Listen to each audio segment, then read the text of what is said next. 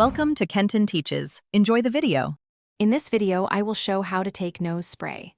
Hold the bottle upright and remove the cap, then prime the pump if needed by spraying away from face.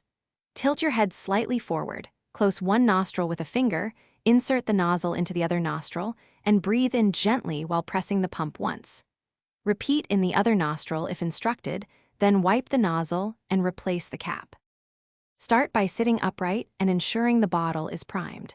Use one hand to close the opposite nostril and the other to position the nozzle just inside the nostril. Press the pump firmly while breathing in gently, then breathe out through your mouth. Avoid sniffing hard after application to keep medication in the nasal passages. Repeat for the other side if directed by the label or your clinician. After dosing, gently wipe the nozzle and secure the cap to keep the spray clean.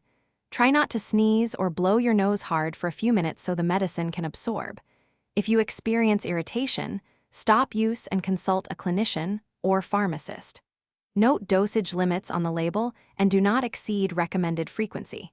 Keep the bottle out of reach of children and follow disposal instructions when finished. Thanks for watching. Please subscribe if this video was helpful.